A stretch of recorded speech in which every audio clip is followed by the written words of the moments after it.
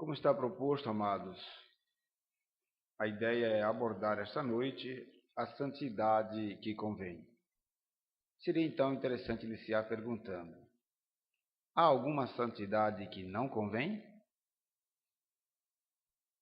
Se há santidade que convém, certamente há santidade que não convém.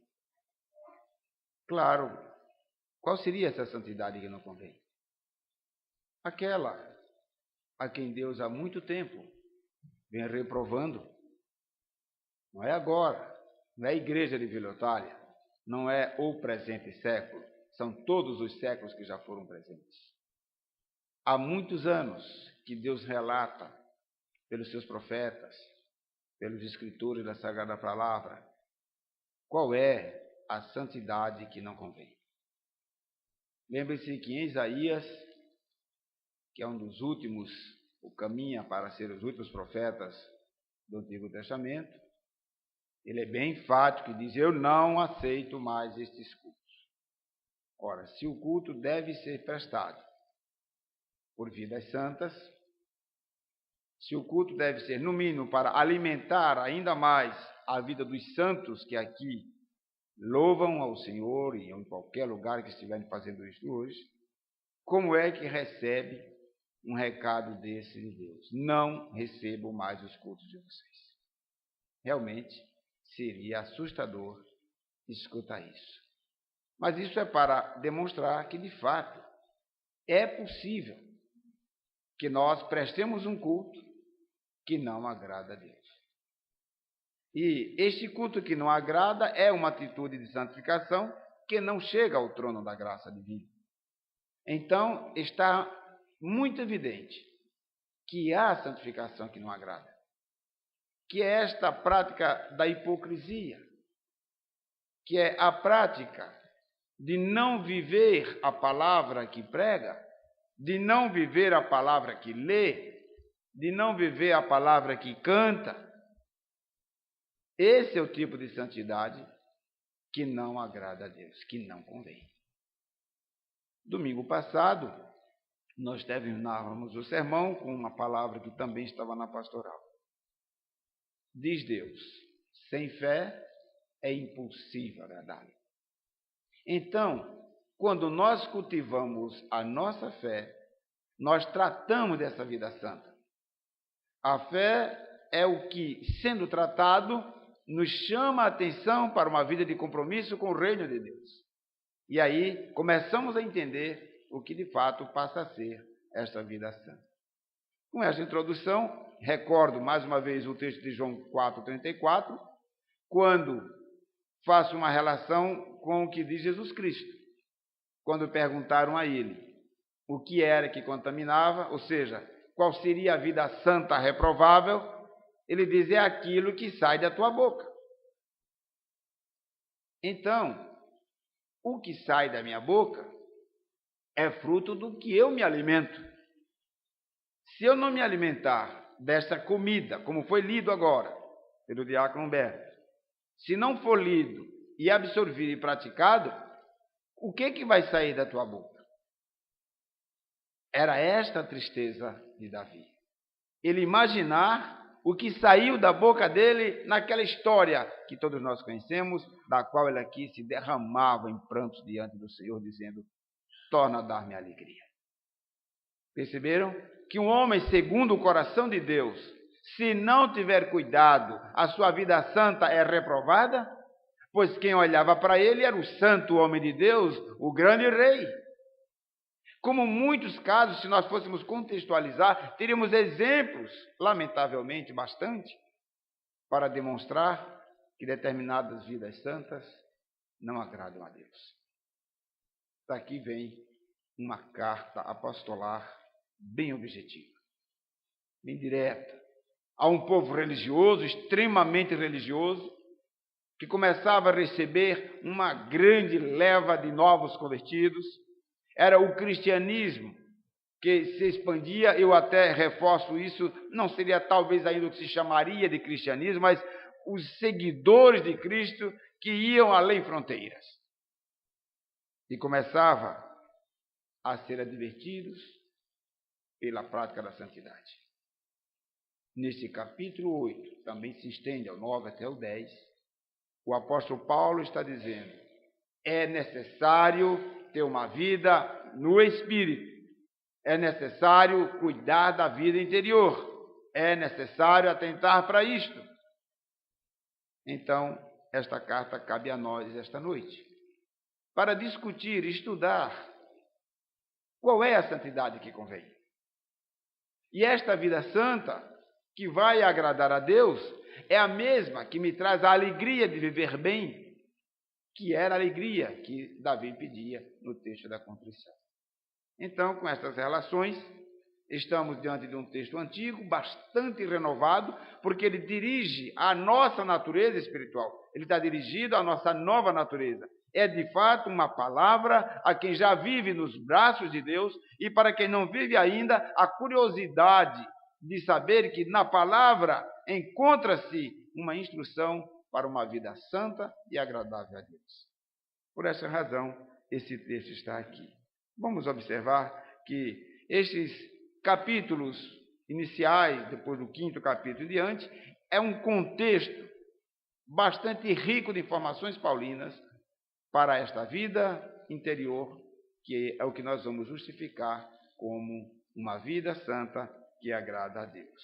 Separei algumas informações preciosas para que possamos melhor entender essa proposta de uma vida santa que convém.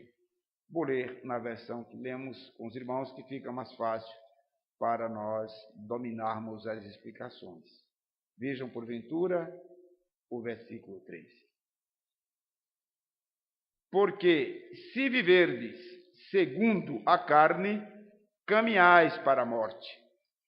Mas, se pelo Espírito mortificardes os feitos do corpo, certamente vivereis. Então, a santidade que convém é aquela que me leva a viver pelo Espírito. E aí poderíamos perguntar, como é isto? Na pastoral, eu coloquei um pequeno parágrafo que diz assim, e ali no boletim errado, diz assim nesse parágrafo, é o 3º. Amados irmãos e amigos, a difícil vida santa é possível. E aí eu dou algumas sugestões, mas é necessário tirar ela do discurso religioso e inserir em sua realidade cada manhã, exercitar mentalmente, isto é, em reflexão e oração. Eu sugeri, por exemplo, hoje não vou ceder aos encantos das coisas passageiras que surgem à minha frente, enfeitadas para parecer eternas. De fato, são coisas apaixonantes. No entanto, são os enganos deste mundo que não devemos amar. É este parágrafo que eu entendi que o apóstolo Paulo nos orienta e nos instrui. A vida em espírito é possível. Por que eu estou forçando para explicar esse texto? Porque é muito comum o discurso de que a vida santa é impossível, porque somos carnais, ou somos dominados pela carne, pelo corpo, pelo pecado. Mas toda essa estrutura, ela é ainda senhor do homem velho. Ela habita em nós, mas não é senhor do homem novo. E quem se presta a uma vida santa é porque tem certeza de que este é o objetivo, a finalidade do homem novo. Então aqui está uma hora de decisão. E, aliás, diria que, se não for de decisão, é uma hora de observação e testemunho de quem de fato tem compromissos com Deus. E reporto-me de novo a Davi. Porque se este homem chamado Davi não tivesse compromisso com Deus, eu não teria o Salmo 51. Porque ele não teria reconhecido que precisava de uma vida santa, diante de tudo o que ele havia feito. Por essa razão, eis o desafio, em pleno século XXI, com uma existência cada vez mais materializada, uma sociedade cada vez mais midiática, do espetáculo, do imediatismo, dos números, da quantidade. A vida santa é o contrário de tudo isso. A vida santa é um olhar para dentro, onde o tempo é eterno, não se conta. Ninguém sabe quanto tempo terá de alegria, de tristeza, de sofrimento, de prazer, de realização, de êxito. Isto nós não sabemos. É o tempo interno. É o tempo interior de cada um, que só o eterno sabe. Por isso que ele pede, Davi, e é o nosso pedido: sabe, Senhor, não renova o meu trabalho, não renova a minha roupa, não renova a minha estética, renova o meu interior. E as outras coisas, como diz Jesus mais na frente, serão acrescentadas. Então, amados, a vida santa que convém é uma vida interior. Essas decisões começam a mostrar outros aspectos da nossa vida. E aí você começa a entender isto e servir de referencial para uma sociedade totalmente largada do ponto de vista interior, do ponto de vista espiritual. Vejam a explicação dele. Se de fato essa é a nossa decisão de decidir ter esta vida em espírito, você recebe uma outra sábia instrução, que por sinal hoje eu precisei escrever longamente sobre isto para uma pessoa que aconselhava. Diz ele no verso 14: pois todos os que são guiados pelo Espírito de Deus são filhos de Deus. Então aqui começa a descobrir que só alcança essa vida santa desejada com esse grau de exigência que estamos interpretando, pois está colocado aqui nesta carta, é quem é filho. E aí eu entendo por que Davi teve a coragem de dizer isto. Porque nós jamais diríamos os nossos segredos para um pai de mentira, para um pai que não é pai, que não está perto, que não tem uma afinidade tão grande que é capaz de ser chamado de criador por conviver conjunto comigo. Se Deus fosse distante, Davi não ia abrir o jogo com ele. Ele não ia confessar o que ele fez. Se nós não tivermos a noção do que é ser filho de Deus, nós não vamos avançar neste quesito de vida santa. A vida santa é possível quando você descobre que não tem um carrasco, tem um pai. Não tem um Deus que te pune e só pune. Tu tens um Deus que educa, que ensina como um pai. Os filhos de Deus são guiados, orientados, instruídos, conduzidos pelo Pai. Esses são os filhos de Deus. Por esta razão, é possível enxergar um mar de santidades que não convém, de brincadeiras que fazem da liturgia uma brincadeira dominical, que participam dos atos de culto como se fosse uma outra atitude qualquer, menos uma que é para agradar a Deus que eu faço aquilo, é para agradar a Deus que eu venho para um culto, é para agradar a Deus que eu sento a ceia, é para agradar a Deus que eu consagro as minhas ofertas, é para agradar a Deus que eu pego os instrumentos, é para agradar a Deus que eu pego a palavra. Se não for assim, eis a santidade que não convém. A santidade que convém é porque eu estou diante de um Pai amoroso, que me acolhe, que me guia. É isto que Paulo diz. A santidade que convém é estar junto do Pai. Pai, me ajuda a andar na tua presença. Estes são os filhos. A santidade que convém é viver em espírito. Viver em espírito é andar juntinho do Pai. Este é o nosso caminhar. A última informação, muito interessante, na primeira parte para eu ir para a segunda do texto que lemos, no verso 16. O próprio Espírito testifica com o nosso espírito que somos filhos de Deus. Ora, se somos filhos, somos também herdeiros, herdeiros de Deus e co-herdeiros com Cristo. Se com Ele sofremos, também com Ele seremos glorificados. Eu levei um certo tempo para soltar uma coisa da outra nesse texto, porque eu me preocupava com o seguinte: por qual razão ele acrescenta isto? Ora, o próprio Espírito testifica com o nosso espírito. Eu me reporto à dúvida daquele senhor da mentira que o tempo todo quer nos levar à dúvida. Por exemplo, na hora da dor, ou a palavra que é usada, que lemos aqui, das angústias, está logo abaixo, na outra versão, é o verso 22. Vejam, nada mais forte para um ser humano do que enfrentar a angústia. Olha só, porque sabemos que toda a criação, a um só tempo, geme e suporta angústias até agora. Vejam, a criação toda, eu sou criado, nós somos criados, nós padecemos. E como nós somos semeados, nascidos para a esperança, para que eu venha sofrer as agruras, o sofrimento, as dores do presente século, é preciso que a mentira me seja semeada.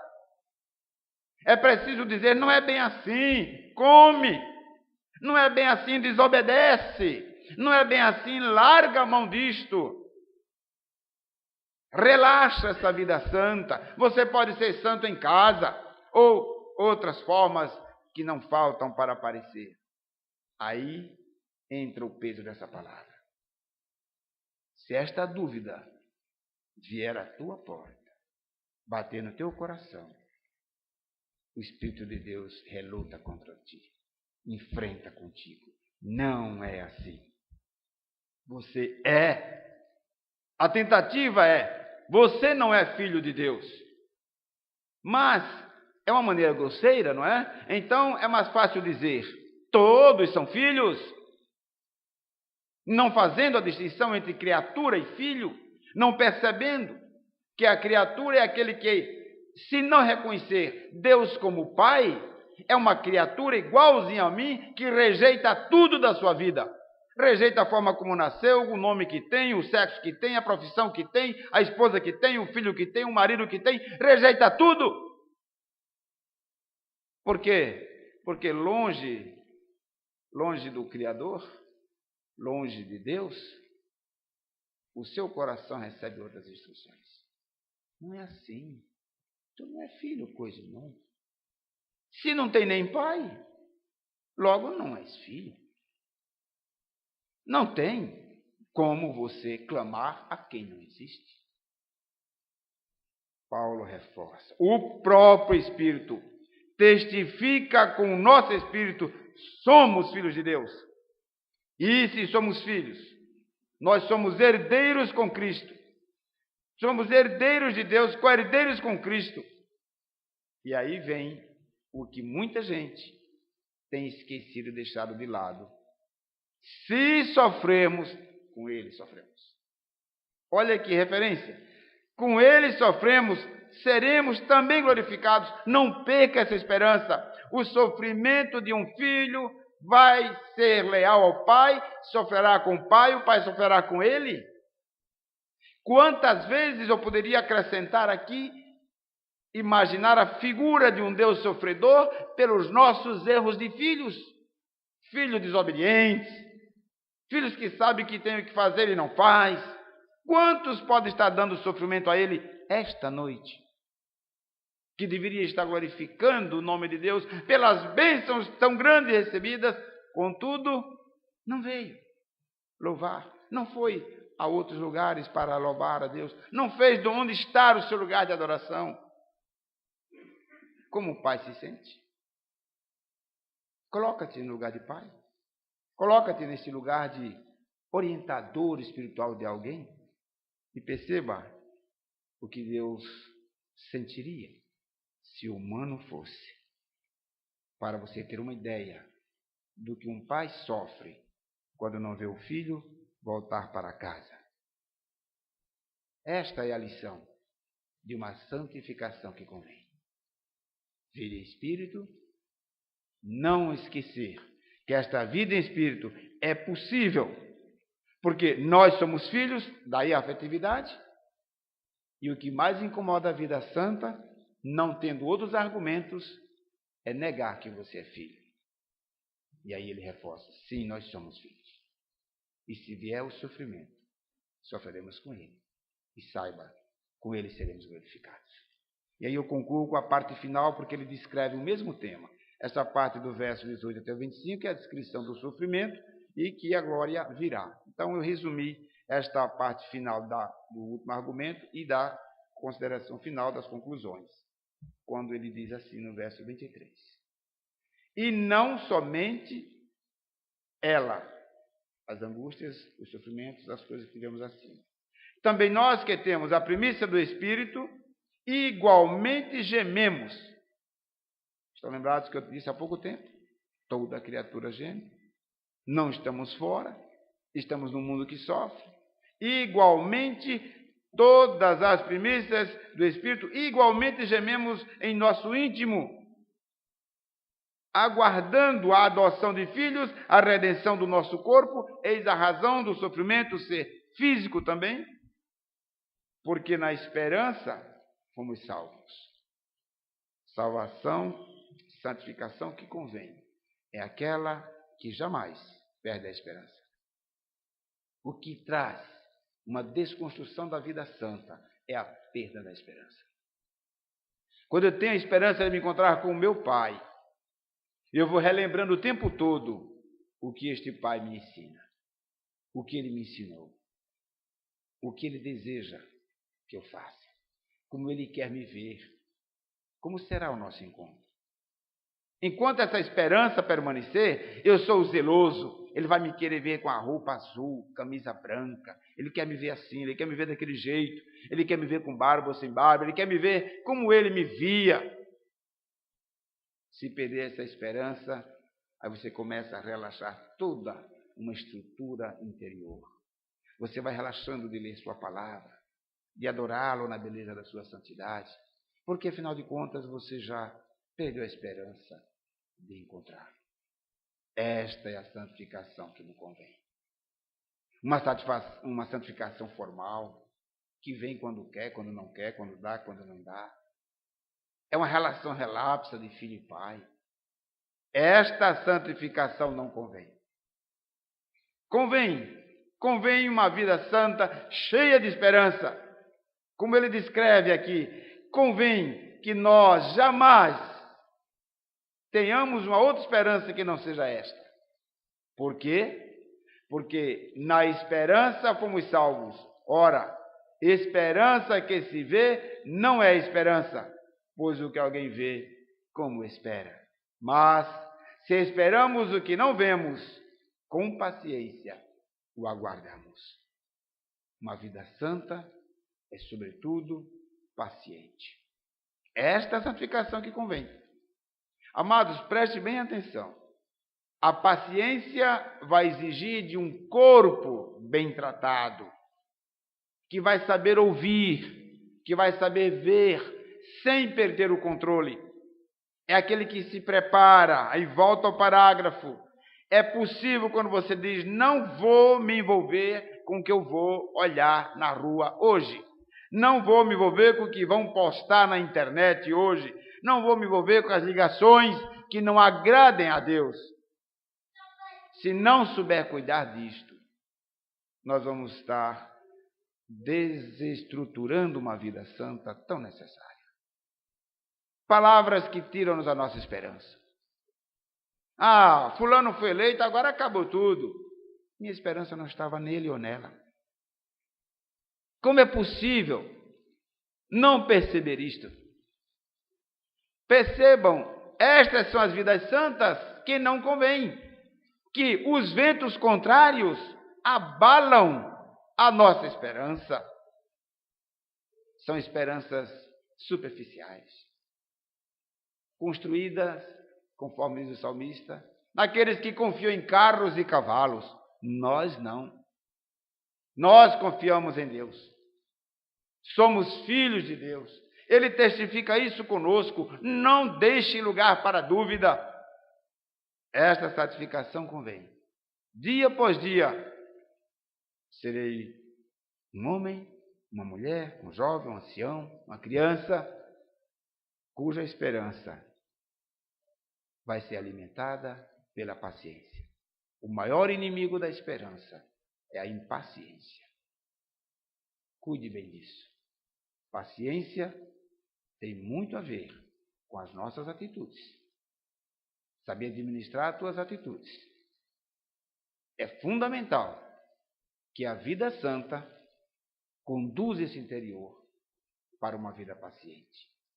Observem quantas vezes Deus diz, o Pai, o Santo, o Deus amoroso, ele diz, espera, espera confiadamente, espera. Vida santa que convém é uma vida no Espírito. É possível, porque Deus Pai nos guia pela sua palavra. É uma santidade que convém, porque Ele nos demonstra cada vez mais esta responsabilidade de entender que se sofrer com Ele seremos glorificados. Esse conjunto todo nos diz, não percam a esperança. A santidade que convém é ter essa esperança no que eu não vejo.